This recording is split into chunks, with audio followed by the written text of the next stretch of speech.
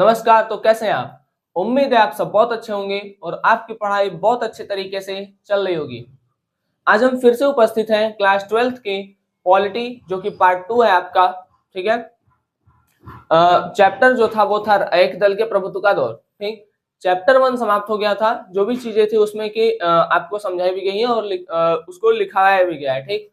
तो आप लोग वहां से जाकर के चैप्टर 1 प्लेलिस्ट में जाकर के पूरा कंप्लीट कर सकते हैं। चैप्टर 2 में अभी हम लोग दो टॉपिक पर चर्चा किए थे।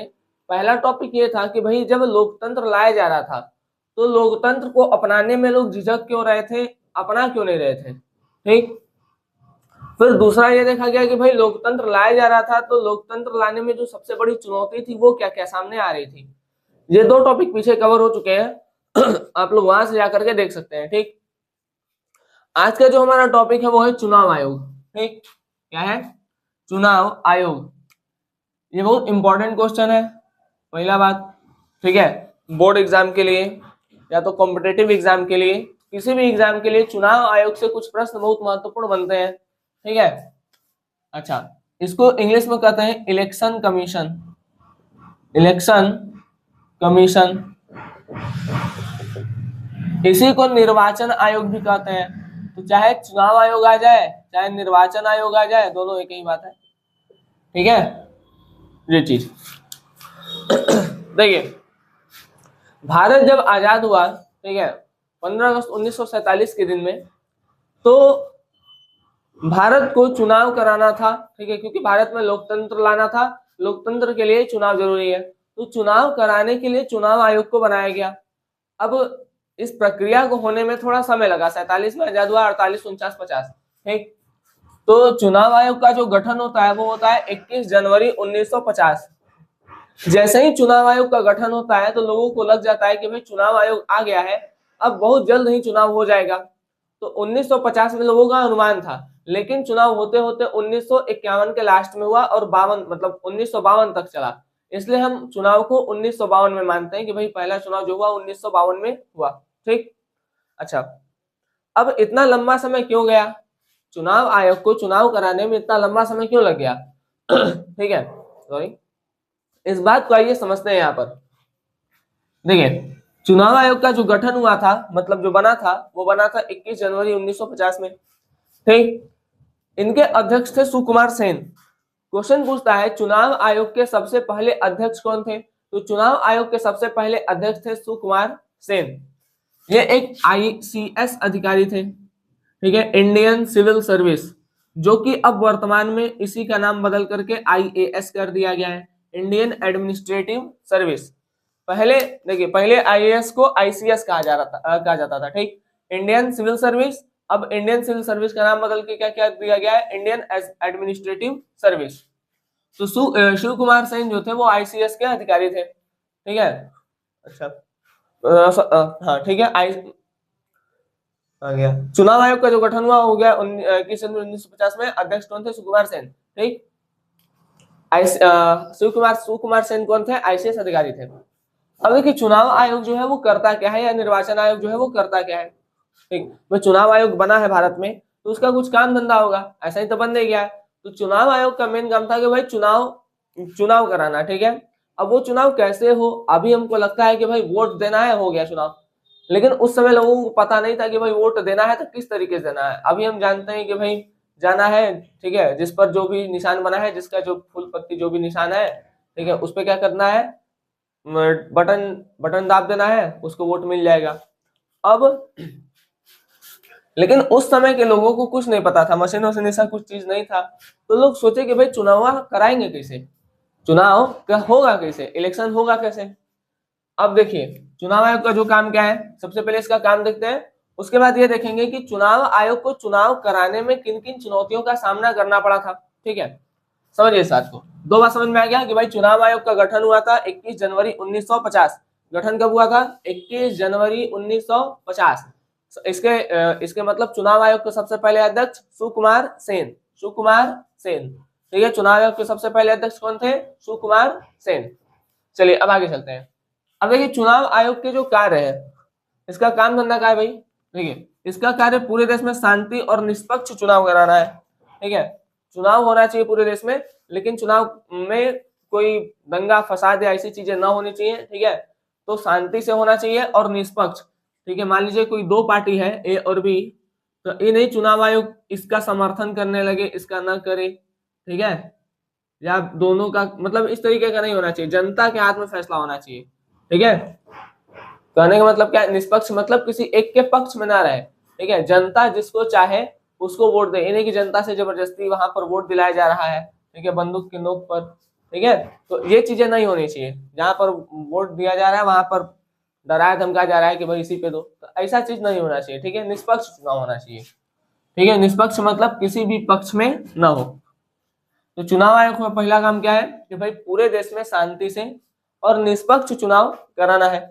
अच्छा, दूसरा क्या है, चुनाव की सार्वजनिक सूचना, सभी लोगों को इस बात की सूचना देना, ठीक है, कि चुनाव कब है, कैसे है, कहाँ है, ठीक है, किसका है, ये सब सार्वजनिक मतलब होता है सभी लोगों को। तो चुनाव की जो सूचना है वो सार्वजनिक रूप से सबको मिले, मतलब सभी को मिले। चुनाव के लिए उम्मीदवार का नामांकन, ठीक है। अब देखिए चुनाव आयोग का ये भी काम है कि चुनाव के लिए क्या करेगा, उम्मीदवार का नामांकन करेगा। उम्मीदवार मतलब जो चुनाव लड़ने के लिए उत्सुक है ना, उसको देखेगा कि भाई, ठीक है, देखेगा मतलब इस नाम पता कहाँ से चुनाव लड़ना, ये सारी चीजों को देखेगा, ठीक। उम्मीदवार का नामांकन करने का मतलब ये है कि जो उम्मीदवार चुनाव लड़ना चाहता है वो जाएगा अपना रजिस्ट्रेशन कराएगा। जैसे मान लीजिए आप पढ़ना चाहते हैं स्कूल में, ठीक, तो घर बैठे थोड़ी पढ़ लेंगे, स्कूल में जाएंगे, ठीक है, वहां पर अपना एडमिशन कराएंगे तब ना पढ़ेंगे, ठीक। उसी तरीके से जिसको चुनाव लड़ना है वो वहां पर जाएगा, वहां पर जा करके अपना कागज पत्र देगा, कागज पत्र देने के बाद क्या करेगा, देखेगा चुनाव आयोग नाम क्या है, कहाँ से लड़ना है इनको, मतलब किस एरिया से लड़ना है, ठीक है, किसके लिए, तो ये सारी चीजों को देखेगा। तो चुनाव आयोग क्या करता है, उम्मीदवार का नामांकन भी करता है। सीधे कर लीजिए उम्मीदवार का रजिस्ट्रेशन करता है, रजिस्ट्रेशन करता है, ठीक है, किसके लिए, चुनाव के लिए, ठीक है। जैसे आप लोग एग्जाम के लिए रजिस्ट्रेशन करवाते हैं ना, वैसे चुनाव के लिए भी रजिस्ट्रेशन होता है, ठीक। यही काम करता कौन है, तो चुनाव आयोग करता है। तो पहला काम क्या है इसका, चुनाव आयोग का, बोलते जाइए, पूरे देश में शांति और निष्पक्ष तरीके से चुनाव कराना, ठीक। पूरे देश में चुपचाप, मतलब चुपचाप करेंगे मतलब नहीं है, दंगा फसाद ना हो, ठीक है ये सब। तो पूरे देश में शांति से चुनाव कराना और निष्पक्ष, चुनाव किसी एक के पक्ष में ना हो, ठीक है, ये कराना। और क्या है इसका, चुनाव की सूचना सभी लोगों तक पहुंचे, तो चुनाव की जो सार्वजनिक सूचना है, ठीक है, ये भी कौन देगा, चुनाव आयोग देगा। चुनाव के लिए जो उम्मीदवार, मतलब जो उम्मीदवार है जो चुनाव लड़ना चाहता है, उसका रजिस्ट्रेशन भी कौन करेगा, उसका रजिस्ट्रेशन भी करेगा चुनाव आयोग, ठीक। अब देखिए चुनाव के लिए तिथि की नियुक्ति, भाई चुनाव किस दिन हो, ठीक है, जैसे कौन दिन वोट पड़ेगा, तो इस डेट को भी कौन डिसाइड करेगा, चुनाव आयोग डिसाइड करेगा कि भाई किस डेट पर चुनाव होना चाहिए। चुनाव लड़ने के लिए उम्मीदवारों की सूची का प्रकाशन, उम्मीदवार मतलब कौन कौन से उम्मीदवार खड़े हैं इस पद के लिए, ठीक है, उनकी सूची को जारी करेगा कि भाई ए बी सी, मान लीजिए 3 लोग हैं एक्स पद के लिए, एक्स कोई पद है, इस एक्स पद के लिए ए खड़े हैं, बी खड़े हैं और सी खड़े हैं, ठीक। तो जो चुनाव आयोग होगा ये बताएगा कि भाई देखिए एक्स पद के लिए ये 3 लोग खड़े हैं, ठीक है, आप इन तीनों में से किसी को भी वोट दे सकते हैं। बात समझ में आ गया। तो चुनाव लड़ने के लिए उम्मीदवार की सूची को क्या करेगा, प्रकाशित करेगा। मतदान के लिए समय का निर्धारण, देखिए जब वोट पड़ता है तो एक टाइम डिसाइड होता है, ऐसा नहीं कि 12 बजे जाएंगे रात को तब वो आपका वोट ले लेगा, ठीक है भाई, एक टाइम होता है 10 से 4, 9 से 4, 9 से 3, ऐसा जो भी हो, ठीक है, 9 से 6, 10 से 6, ठीक। तो मतदान के लिए क्या होता है, एक समय का निर्धारण होता है कि भाई टाइम क्या होगा, ठीक है, कि वोट डालने का समय क्या होगा। दूसरा, अब वोट डालने का समय क्या होगा, निर्वाचन क्षेत्र के लिए सीमांकन, वोट निर्वाचन क्षेत्र के लिए सीमांकन भी करना है। देखिए मान लीजिए जहां पर चुनाव लड़ना है, मान लीजिए पूरा भारत है, ठीक है, ये पूरा भारत है, ठीक। अब ऐसा थोड़ी है कि यहाँ पर सब देश के लोग आकर के वोट डालेंगे, ठीक है, बात समझ आ गया। अब देखिए जैसे एक राज्य है उत्तर प्रदेश, ठीक, यूपी एक राज्य है, तो यूपी में कहीं ऐसा नहीं बन जाएगा कि भाई जितना बड़ा यूपी है कहीं एक जगह बना दिया जाए कि यहीं पे वोट डालना है, तब तो जा चुके लोग, है ना, चुनाव हटाओ बाढ़ में जाए चुनाव, है ना, कौन जाएगा इतना दूर है, ठीक है। तो ये निर्वाचन आयोग क्या करता है, जो निर्वाचन आयोग या चुनाव आयोग क्या करता है, चुनाव आयोग हर एक एरिया में, ठीक है, एक बनाता है कि भाई इतने एरिया के लोग यहाँ पर जाके वोट डालेंगे। मान लीजिए यूपी बना दे रहे ऐसे ना, बड़ा, मान लीजिए ये है यूपी, ठीक, इतना एरिया के लोग यहाँ पर आके वोट देंगे, इतने एरिया के लोग यहाँ पर आके वोट देंगे, इतने एरिया के लोग यहाँ पर आके वोट देंगे, इतने एरिया के लोग यहाँ पर, इतने एरिया के लोग यहाँ पर। तो कहने का मतलब क्या है कि चुनाव आयोग जो है वो एक बाउंड्री डिसाइड करता है कि इतने सीमा में, इतने सीमा के अंतर्गत जो लोग आ रहे हैं वो कहाँ जाकर वोट डालेंगे, ठीक है। ये नहीं कि सबको उठा करके एक जगह भेज देगा, ठीक है, लोग जा चुके तब, है ना, कहेंगे ना चुनाव हटाओ, है ना, बनेंगे बनेंगे लोग, नहीं बनेंगे नहीं बनेंगे, हमसे क्या, ठीक। चलिए देखिए, समझ आ गया। चुनाव क्षेत्र के लिए सीमा डिसाइड करेगा, ठीक, कि भाई इतने एरिया के लोग कहाँ जाकर के वोट डालेंगे, वो चीज। राजनीतिक दलों के लिए आचार संहिता लागू करना। अब आचार संहिता क्या होता है, देखिए कई बार आप सुने होंगे जब चुनाव होता है कि भाई आचार संहिता लागू हुआ है। देखिए आचार संहिता लागू होने का मतलब क्या है कि भाई जो राजनीतिक पार्टियां हैं, ठीक है, वो धर्म के आधार पर, जाति के आधार पर, ठीक है, या भाषा के आधार पर प्रचार प्रसार न करें, ठीक है, धर्म भाषा जाति ये सब के आधार पर प्रचार प्रसार न करें, ठीक है। दूसरा, जो राजनीतिक पार्टियां हैं वो सरकारी संसाधनों का दुरुपयोग न करें, ठीक है, मतलब जो सरकारी संसाधन है उसका मिसयूज ना करें लोग, ठीक है। तो आचार संहिता देखिए सीधा मतलब ये होता है आचार संहिता का कि लोग फालतू काम ना करें, ठीक है, अपने पावर का गलत इस्तेमाल ना करें, सीधा बात, ठीक है। तो लोग धर्म भाषा जाति नस्ल इस सब के आधार पर भेदभाव ना करें, ठीक है। दूसरा, लोग सरकारी संसाधनों का दुरुपयोग ना करें। कहने का क्या मतलब है कि भाई अपने पावर का लोग गलत इस्तेमाल ना करें। बात समझा गया, कोई दिक्कत? अच्छा, कहने को लोग कहते हैं कि भाई धर्म जाति, है ना, लेकिन ये तो भारत में बहुत फैला है, ठीक। पर देखिए कहने को कहते हैं कि धर्म या जाति के आधार पर भेदभाव नहीं होना चाहिए, ठीक, लेकिन आप देखेंगे कहीं कहीं कि धर्म या जाति के आधार पर भेदभाव इतना भयानक तरीके से होता है कि आपको देख करके शर्म आ जाएगा, ठीक है। जैसे अभी भी कुछ कुछ गाँव में होता है कि जो मतलब जो उच्च वर्ग के लोग हैं वो बैठे रहेंगे, तो निम्न वर्ग के जो लोग आएंगे वो नीचे बैठेंगे, आते ही बैठ जाएंगे, है ना, आते ही क्या करेंगे, बैठ जाएंगे, बराबर में नहीं बैठेंगे, ठीक। अगर बैठ गए तो जो लोग होते हैं गुस्सा होते हैं। तो अभी भी ऐसी ऐसी जो मतलब जो रूढ़िवादिता चली आ रही है, जो लोगों के दिमाग में भरा पड़ा है ना, पहले से आया हुआ, वो अभी भी है, ठीक है। कहीं कहीं बहुत सारे लोग इस चीज से निकल चुके हैं, लेकिन बहुत सारे लोग अभी भी इस चीज में फंसे हुए हैं, ठीक है बात। चलिए, निकलने का एकमात्र तरीका है कि आप शिक्षित होइए, ठीक है। चलिए देखिए यहाँ चुनाव आयोग के समक्ष चुनौतियां। अभी हम लोगों ने ये देखा कि चुनाव आयोग का गठन कब हुआ था, 21 जनवरी 1950 में। चुनाव आयोग के अध्यक्ष कौन थे, सुकुमार सेन थे। चुनाव आयोग को काम क्या था, भाई निष्पक्ष चुनाव कराना था, ठीक है। चुनाव के लिए जो उम्मीदवार है उनका नामांकन करना है, ठीक है, नामांकन करना है, निर्वाचन क्षेत्र तय करना है, कब चुनाव होगा ये डिसाइड करना है, आचार संहिता लागू करना है, ठीक। ये सब जो था चुनाव आयोग का काम था। अच्छा, अब जब देखिए अभी चुनाव हुआ नहीं है भारत में, अभी तक तो एक बार भी नहीं हुआ है, अभी मतलब इस समय नहीं बोल रहे हैं, जब भारत देश आजाद हुआ था चुनाव आयोग बना उस समय बता रहे हैं, ठीक है। जब चुनाव आयोग बना तो अभी तक भारत में कोई चुनाव नहीं हुआ था, तो उस समय सबसे पहली बार चुनाव होने जा रहा था, ठीक है। तो देखिए चुनाव आयोग जब मतलब जब सबसे पहली बार कोई चीज होने जाता है तो कई सारी चीजें ध्यान में आती हैं, कई सारे, है ना,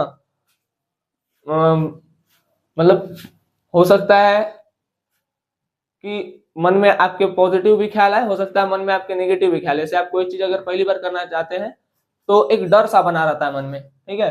तो चुनाव आयोग के समक्ष कौन कौन सी चुनौतियां आई, इस चीज को देखते हैं। देखिए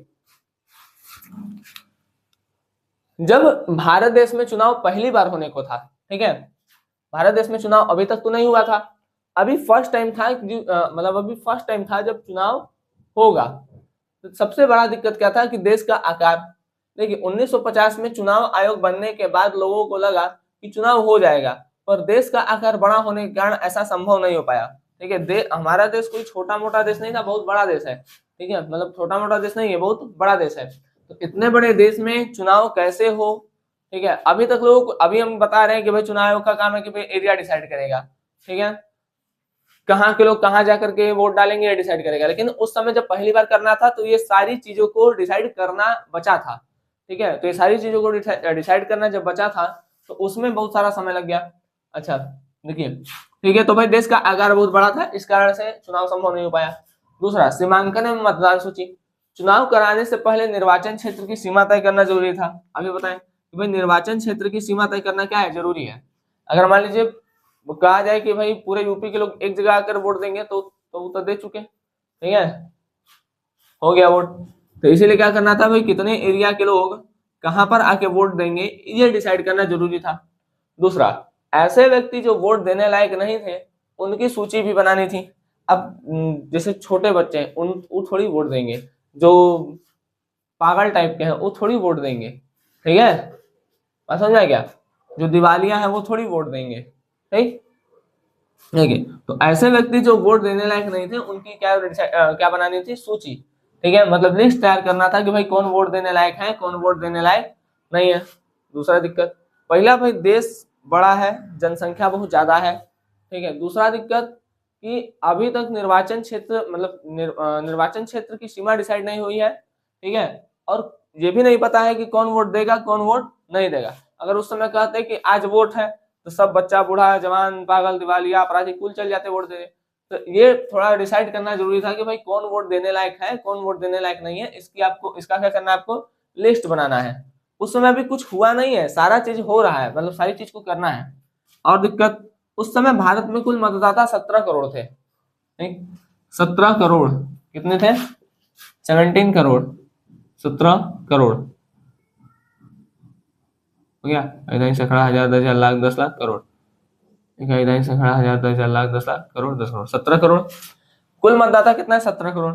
अब इन 17 करोड़ लोगों को 3200 विधायक और 389 सांसद चुनने थे। ठीक है, संसद भवन में जो है वो सांसद। ठीक है, और जो आपके प्रदेश में होंगे वो विधायक होंगे। इसमें एमएलए और एमएलसी आते हैं।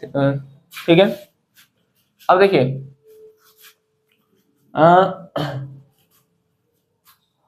अब ये जो 17 करोड़ लोग हैं वो क्या कर रहे हैं, 3200 विधायक और 389 सांसद को चुन रहे हैं। अब 17 करोड़ लोग में से केवल 15% ऐसे हैं जो शिक्षित हैं। थोड़ा सा निकाल लेते हैं भाई, 15/10 कर लें, सॉरी 15/100 कर लें, 2 जीरो से 2 जीरो खत्म, 15 सत्ते 105 का 5 10, 15 कम 15 10 25, 2 4 5, 1 2 3 4 5, से खड़ा 1000 10,000 लाख 10 लाख करोड़। देखिए अब 17 करोड़ में से 2 करोड़ 25 लाख लोग शिक्षित हैं। अब सीधा सीधा हम अगर 2 करोड़ बोल दें तो 17 करोड़ में से 2 करोड़ लोग शिक्षित हैं और लगभग 15 करोड़ लोग ऐसे हैं जो नहीं जानते, मतलब जिनके पास शिक्षा नहीं है। ठीक है, बात समझ में आ गया? तो उस समय जो अशिक्षित वर्ग था उसका वो बहुत ज्यादा था। 17 करोड़ में से अप्रोक्स 2 करोड़ लोग 2 करोड़ लोग पढ़े लिखे हैं और अप्रोक्स 15 करोड़ लोग ऐसे हैं जो अभी तक पढ़े लिखे नहीं है। अच्छा, अब दिक्कत ये भी था कि जो मतदाता मतलब जो वोट देने लायक है उनसे मतदान कैसे कराया जाए, ये भी एक बड़ी समस्या थी। ठीक है, उस समय जो भी चीजें हो रही थी फर्स्ट टाइम हो रही थी। जब भी आप पहली बार कोई चीज करते हैं तो समस्याएं थोड़ी बहुत आती हैं। ठीक है, समस्याएं थोड़ी बहुत आती हैं। जैसे आप 10th से 11th में गए होंगे, है ना, तो सिलेबस आपको मतलब तो आपको थोड़ा सा दिक्कत हुआ होगा उसको पढ़ने में, लेकिन धीरे धीरे फिर आप क्या कर गए, उस पर ढल गए। ठीक है, तो ऐसा ही होता है कि अगर आप फर्स्ट टाइम कोई चीज कर रहे हैं तो थोड़ा सा समस्या होता है। ठीक है, तो उस समय भी जो चुनाव था अभी से पहले देश में हुआ नहीं था, उस समय भी फर्स्ट टाइम होने वाला था। तो जब फर्स्ट टाइम कोई चीज होने वाला था तो भाई क्या क्या चीजें सामने आ रही थी। ठीक है, ये सारी चीजों को देखते हुए लोगों को काम करना था। और जो लोगों को लग रहा था कि भाई 1950 में चुनाव आयोग बन गया अब चुनाव हो जाएगा, तो ऐसा नहीं था, क्योंकि बहुत सारी दिक्कतें सामने आई थी। ठीक, ये बात समझ में आ गया भाई? पहला बात दिक्कत क्या था, देश का आकार बहुत बड़ा था, इस कारण से चुनाव संभव नहीं हो पाया। दूसरा, सीमांकन एवं मतदान सूची, चुनाव कराने से पहले हमको निर्वाचन क्षेत्र तय करना था जो अभी तक तय नहीं हुआ था, ठीक है। और ऐसे व्यक्ति की सूची भी नहीं बनी थी कि कौन वोट देने लायक है, कौन वोट देने लायक नहीं है। तो हमको ऐसे व्यक्ति की सूची बनानी थी जो वोट देने लायक है और जो वोट देने लायक नहीं है। तीसरा, मतदाता सूची की विशेष पद्धति। अब 17 करोड़ लोग हैं, इन 17 करोड़ लोग को 3200 विधायक और 389 सांसद चुनने हैं, लेकिन इसमें से केवल 17 करोड़ में से 15 करोड़ लोग शिक्षित, सॉरी 15% लोग शिक्षित हैं। तो 17 करोड़ का 15% आपका आएगा 2 करोड़ 25 लाख, ठीक। 2 करोड़ 25 लाख शिक्षित है, ठीक है। मतलब सीधा सीधा हम 2 करोड़ बोले तो 2 करोड़ लोग शिक्षित हैं और लगभग 15 करोड़ लोग ऐसे हैं जो अभी मतलब जिनके पास शिक्षा नहीं है, ठीक है, मतलब अनपढ़ लोग हैं, ठीक। अच्छा, मतलब पढ़े लिखे नहीं है। और दिक्कत क्या था? चौथा दिक्कत देखिए, चौथा दिक्कत भी हम लिखे ही है, इसको भी दिखा देते हैं आपको।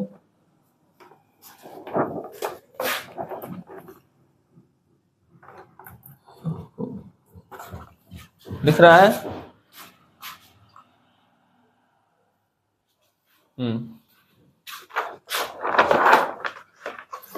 चमक रहा है शायद यहाँ, चलिए हम बोल देते हैं। देखिए यहाँ हेडिंग लगाइएगा, मतदाता सूची का पुनरावलोकन। एक मिनट रुकिए, यहाँ पे है, ठीक है, यहाँ पर, हाँ यहाँ पर, ठीक है। अब देखिए यहाँ पर क्या है, मतदाता सूची का पुनरावलोकन। मतलब जो मतदाता सूची बना, मतदाता सूची मतलब कौन वोट देने लायक है, कौन वोट देने लायक नहीं है। तो उसमें हुआ ना कि भाई कई सारे लोग नहीं थे घर पे या उस समय उपस्थित नहीं थे। प्रेजेंट टाइम में जब ये लोग लिस्ट बनाने के लिए गए होंगे तो उस समय वर्तमान में घर में उपस्थित नहीं होंगे, कहीं पर गए होंगे, कोई बाहर गया हो सकता है, ठीक है, कोई विदेश हो सकता है, कोई कहीं पर भी हो सकता है, ठीक। मतलब लोग वहां पर प्रेजेंट नहीं थे। तो ये लोग क्या किए, वहां पे अला की बीबी और फला की बेटी लिख दिए, ठीक है। तो जब पहली बार मतदाता सूची आई तो उसमें लगभग 40 लाख महिलाओं के नाम नहीं पते थे, उसकी जगह अला की बेटी और फला की बीवी लिखा था, ठीक। अब अला की बेटी और फला की बीवी क्या मतलब है, ठीक है भाई, नाम रहे पर्टिकुलर कि कौन कौन है कौन कौन नहीं है। तो चुनाव आयोग ने इस सूची को मानने से इनकार कर दिया और दोबारा कहा कि जाओ फिर से बनाओ तो सूची। अब देखिए उस समय हाथ से लिख करके नोट करके बनाना होगा, ठीक है, जा जाके घर घर पे, क्योंकि उस समय ऐसा नहीं था कि भाई आप मोबाइल में क्या करिए कि मोबाइल एक ऐप दे दीजिए, ठीक है, सब लोग उस ऐप को भर दे, एप्लीकेशन को भर दे और आपके पास सारा लिस्ट आ जाए। तो ऐसा कुछ नहीं था, मतलब डिजिटल नहीं था उस समय, ठीक है, उतना ज्यादा। तो लोग घर घर जाकर के उसमें लिस्ट बनाते थे और जब बनाते थे तो भाई पता चला कि भाई लगभग 40 लाख ऐसी महिलाएं हैं जिनके नाम हम पता नहीं है। अब जब नाम हम पता नहीं है तो चुनाव आयोग के पास लेके आए तो कहा कि भागो यहाँ से, ये सब क्या लिख के लिए आए हो, ठीक है, ये सब लिख के मत लिया, जाओ फिर से बनाओ। अब दोबारा बनाना पड़ गया, ठीक। अधिकारियों व चुनाव कर्मियों का प्रशिक्षण। देश के बड़े आकार व जनसंख्या को देखते हुए पढ़े लिखे अधिकारियों व चुनाव कर्मियों की आवश्यकता थी। इसके लिए 3 लाख से ज्यादा कर्मचारियों को प्रशिक्षण देना था, उनको सिखाना था कि भाई जब वोटिंग होगा तो लोगों को वोटिंग किस प्रकार से कराना है, इस बात की जानकारी देना था, ठीक है। तो ये था चुनाव आयोग के समक्ष चुनौती। पहला, देश का बड़ा आकार। देश का बड़ा आकार में क्या था भाई, देखिए देश के बड़े आकार में जैसे कि जो देश मतलब भारत देश है वो छोटा देश तो है नहीं, बहुत बड़ा देश है, ठीक। अब जब देश का आकार बहुत बड़ा है, यहाँ पर जनसंख्या बहुत ज्यादा है, ठीक है, तो चुनाव कराना बहुत जल्दी पॉसिबल नहीं था। तो देश के बड़े आकार को देखते हुए यहाँ पर चुनाव 1950 में लोग सोचे थे, लेकिन 1950 में संभव नहीं हो पाया। दूसरा था कि भाई निर्वाचन क्षेत्र की सीमा निर्धारित करना। अभी तक निर्वाचन क्षेत्र की सीमा डिसाइड नहीं हुई थी कि कौन से लोग, मतलब किस एरिया के लोग कहाँ पर जाके वोट डालेंगे, ठीक। और दिक्कत क्या था, दिक्कत ये था कि भाई जो चुनाव मतलब जो चुनाव में वोट डालेंगे वो कौन लोग होंगे। तो वोट डालने वालों का अभी लिस्ट भी तैयार नहीं था कि कौन वोट डालेगा कौन वोट नहीं डालेगा, ठीक है। पता चला लोग 2 साल के बच्चों से वोट डलवा दी है, ये भी दिक्कत था। तीसरा दिक्कत था कि मतदान की विशेष पद्धति, ठीक, मतदान की विशेष पद्धति। इसमें क्या था कि भाई 17 करोड़ लोग थे, इनको 3200 विधायक और 389 सांसदों को चुनना था, ठीक है। लेकिन इस 17 करोड़ में से केवल 2 करोड़ जनसंख्या थी जो पढ़ी लिखी थी और लगभग 15 करोड़ जनसंख्या ऐसी थी जो पढ़ी लिखी नहीं थी। तो ये भी एक बड़ा समस्या था कि भाई इन लोगों से वोट कैसे डलवाया जाए। चौथी समस्या हमारे सामने आती है कि मतदाता सूची का पुनरावलोकन। जब लोग जैसे जब लोग लिस्ट बनाने के लिए गए तो बहुत सारे लोग घर पे उपस्थित नहीं थे, तो उनकी जगह अल्लाह की बेटी फलां की बीवी लिख दिए, और अल्लाह की बेटी फलां की बीवी नाम का लगभग 40 लाख ऐसा था। तो जो एक बहुत बड़ी जनसंख्या थी उस समय, ठीक है, मतलब अभी भी है 40 लाख बहुत बड़ी जनसंख्या है, ठीक है।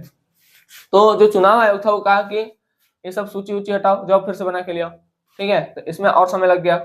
फिर अधिकारियों और चुनाव कर्मियों को प्रशिक्षण। देश का आकार इतना बड़ा था, जनसंख्या इतनी ज्यादा थी कि बिना लोगों को समझाए बताए कि भाई चुनाव किस तरीके से होगा या कैसे होगा, और उस समय सबसे बड़ा दिक्कत ये था कि भाई उस समय जमाना डिजिटल भी नहीं था, तो आपको जा जा करके घर घर पे ही बताना पड़ेगा, ठीक है। तो ये समस्या था, या कैंप लगाकर किसी भी तरीके से आप क्या करिए बताइए, ठीक है। लेकिन आपको फिजिकल बताना पड़ेगा, डिजिटल आप नहीं बता सकते थे उस समय, ठीक है। तो इसके लिए 3 लाख से ज्यादा कर्मचारियों को सिखाना पड़ा कि भाई आप लोग कैसे बताएंगे कि किसको किस तरीके से वोट डालना है। इसके लिए 3 लाख कर्मचारियों को क्या दिया गया, प्रशिक्षण दिया गया, ठीक।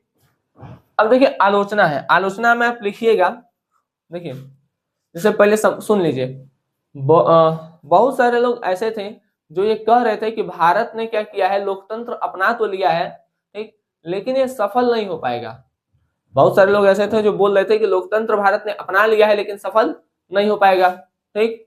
अब नेक्स्ट एरो देख के लिखिएगा, ऑर्गेनाइजर नाम की एक पत्रिका थी, ठीक, वो लिखा था कि नेहरू जी अपने जीते जी देख लेंगे कि भारत में सार्वभौमिक वयस्क मताधिकार कैसे असफल रहा, ठीक। ऑर्गेनाइजर नाम की पत्रिका ने लिखा, लिखिए, ऑर्गेनाइजर नाम की पत्रिका ने लिखा कि नेहरू अपने जीते जी देख लेंगे कि भारत में सार्वभौमिक वयस्क मताधिकार किस प्रकार से असफल रहा, ठीक, समझा गया। तो यहाँ पर ये सारी दिक्कतें थी, ठीक है। यहाँ पर देखिए भारत में अब चलिए स्टार्टिंग से बोले, स्टार्टिंग से एक बार फिर से सारी चीजों को कवर कर लेते हैं, ठीक है। देखिए सबसे पहले था चुनाव आयोग। चुनाव आयोग का गठन कब हुआ, 21 जनवरी 1950, ठीक। सबसे पहले अध्यक्ष इसके कौन थे, सुकुमार सेन। वो एक आईसीएस अधिकारी थे, मतलब इंडियन सिविल सर्विस में थे। बाद में इसी आईसीएस को बदल करके आईएएस कर दिया गया, ठीक। चुनाव, फिर उसके बाद हम लोग पढ़े थे चुनाव आयोग के काम। चुनाव आयोग का काम क्या होता है, पूरे भारत में शांति से और निष्पक्ष चुनाव कराना, ठीक। चुनाव के लिए उम्मीदवारों का नामांकन करना, मतलब रजिस्ट्रेशन करना, ठीक। चुनाव किस डेट पर होगा उसको बताना, चुनाव के लिए कौन से उम्मीदवार खड़े हैं, किस पद के लिए कौन से उम्मीदवार खड़े हैं, इसको प्रकाशित करना, ठीक। आचार संहिता लागू करना, ठीक है। देखिए आचार संहिता मतलब क्या था बताए थे कि भाई अब भाषा, धर्म, जाति या नस्ल के आधार पर आप प्रचार प्रसार नहीं करेंगे, ठीक है। बात समझा क्या, भाषा, धर्म, जाति, नस्ल के आधार पर आप प्रचार प्रसार नहीं करेंगे, ठीक।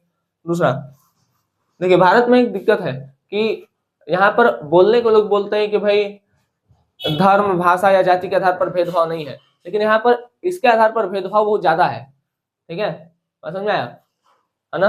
यहाँ पर जो जिसे बोला जाता है कि हम जाति को नहीं मानते, या हम धर्म, जिसे जो जातिवादी नहीं मानते, ठीक। यहाँ पर देखिए धर्म है जैसे हिंदू, मुस्लिम, सिख, ईसाई। अब उस हिंदी में भी कई सारी जातियां हैं, उस जातियां में भी कई सारी उपजातियां हैं। तो भारत को लोग इस बहुत बांट दिए हैं, ठीक है, बहुत ज्यादा क्या कर दिए हैं, बांट दिए हैं। क्या छोड़िए, इसके बारे में बाद में कभी बात होगा, ठीक है। हिस्ट्री में जब आएंगे तो इसके बारे में चर्चा करेंगे कि भाई किस तरीके से वर्ण व्यवस्था था, और वर्ण व्यवस्था से किस तरीके से जाति व्यवस्था आई, इस बारे में हम चर्चा उस समय करेंगे, ठीक। अभी हालांकि हम यहाँ से हटना नहीं चाह रहे टॉपिक से, ये तो टॉपिक थोड़ा लंबा हो जाएगा, और यहाँ से हट जाएंगे तो फिर आपका ध्यान इधर नहीं आएगा, ठीक है। इसलिए हम बार बार जा जरूर रहे उधर, लेकिन बार बार फिर से इधर आने का प्रयास कर रहे हैं, ठीक है। चलिए तो हम कहा थे कि भाई हाँ, आचार संहिता लागू करना। आचार संहिता समझ में आ गया कि भाई जाति, धर्म, भाषा, इसके आधार पर भेदभाव नहीं करना है। और दूसरा था कि भाई आप जो सरकारी संसाधन है उसका दुरुपयोग नहीं करें, या अपने सीधा सीधा बात करें कि अपने पावर का गलत इस्तेमाल नहीं करेंगे, ठीक। तो ये था चुनाव आयोग का कार्य। अब चुनाव आयोग के समक्ष चुनौती कौन सी थी, भाई उस समय भारत में फर्स्ट टाइम चुनाव हो रहा था, ठीक है। तो जब फर्स्ट टाइम कोई चीज होता है तो बहुत सारी चीजें सामने आती है। जैसे आप भी कोई काम पहली बार करेंगे तो आपके सामने कई सारी चुनौतियां आएंगी, ठीक है। तो चुनाव आयोग के सामने सबसे बड़ी चुनौती क्या थी कि भाई देश का बड़ा आकार। जैसे ही 1950 में चुनाव आयोग बनता है तो लोगों को लगता है कि चुनाव हो जाएगा 1950 में ही, ठीक है। लेकिन अब भाई देश का आकार इतना बड़ा है, जनसंख्या इतनी ज्यादा है, ठीक है, कि 1950 में चुनाव संभव नहीं हो पाया। दूसरा, अभी तक ये भी डिसाइड नहीं था कि कौन से एरिया के लोग कहां जाकर वोट डालेंगे, और कौन ठीक है, कहाँ जाकर वोट डालेंगे और कौन से लोग वोट डालेंगे। चुनाव के लिए मतदाता सूची भी तैयार नहीं थी कि भाई कौन से लोग ऐसे हैं जो वोट डालने लायक है और कौन से ऐसे लोग हैं जो वोट डालने लायक नहीं है, ठीक है, ये भी नहीं रेडी था। अच्छा, अब भारत में जो चुनाव पद्धति था, ठीक है, उसमें लगभग 17 करोड़ लोग ऐसे थे जो वोट डालने लायक थे। अभी भारत में जो जनसंख्या था उस समय 17 करोड़ था, ठीक। अब 17 करोड़ में 15 करोड़ लोग क्या थे, पढ़े लिखे नहीं थे, और लगभग 2 करोड़ ऐसे थे जो पढ़े लिखे थे। अब इन लोगों को, जैसे 17 करोड़ लोगों को 3200 विधायक और 389 सांसद चुनना था। अब 3200 विधायक और 389 सांसद को चुनने के लिए लोग कैसे चुनेंगे, क्या करेंगे, ठीक है। इसके लिए लोगों को प्रशिक्षण देना पड़ेगा, सिखाना पड़ेगा कि भाई आप वोट कैसे डालिए। तो जो पढ़े लिखे लोग थे, ठीक है, उनको प्रशिक्षण दिया गया कि भाई आप इन लोगों को सिखाइए कि भाई किस तरीके से वोट डालना है।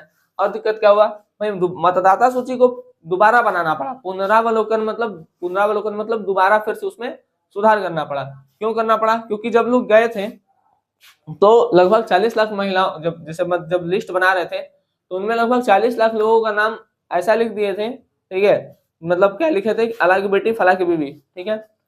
तो जब चुनाव आयोग के पास ये लोग लेके आए तो देखा कि भाई इतना ज्यादा लोग का नाम कुछ है नहीं, पते सता नहीं है। तो कहा कि भाई फिर से लिस्ट बनाओ। इसमें थोड़ा समय और लग गया, ठीक है। और फिर लास्ट में हम देखते हैं आलोचना। कई सारे आलोचक होते हैं जो कहते हैं कि भारत ने लोकतंत्र अपना तो लिया है लेकिन भारत में लोकतंत्र सफल नहीं हो पाएगा, ठीक है। उसके बाद एक ऑर्गेनाइजर नाम की पत्रिका थी जो ये कहती है कि नेहरू अपने जीते जी देख लेंगे कि भारत में सार्वभौमिक वयस्क मताधिकार असफल रहता है। देखिए, सार्वभौमिक वयस्क मताधिकार का मतलब होता है सभी लोगों को मत देने का या वोट देने का अधिकार, ठीक। बाद में आगे चल करके इनके मुंह पे एक तमाचा पड़ता है। भारत में बहुत अच्छे से क्या होता है कि लोकतंत्र चुनाव होते हैं, लोकतंत्र सफल होता है, ठीक है। कोई एक दूसरे का विरोध नहीं करता है, सब कहता है कि भाई चुनाव बहुत बढ़िया से हुआ, बहुत फेयर चुनाव हुआ, ठीक है। जो कि उन आलोचकों के मुंह पर एक थप्पड़ था। आज तो बस चुनाव आयोग तक था, ठीक है। आगे के लेक्चर में हम इन सब बातों को करेंगे। उम्मीद है आपको ये चीजें समझ में आई होंगी। हो सकता है कहीं पर कुछ डाउट आपका बच भी जाए, ठीक है। अगर कहीं पे आपको कुछ डाउट बचता है तो आप क्या करिए, कमेंट सेक्शन में आप पूछ सकते हैं, ठीक है। तो मिलते हैं आपसे अगले लेक्चर में, तब तक के लिए धन्यवाद। जय हिंद। आप लोग अच्छे से पढ़ाई करते रहें और साथ में इसको अपने कॉपी पर नोट भी कर लीजिएगा, ठीक। एक ये है और इसको हटा देते हैं, एक आपका ये था, ठीक है।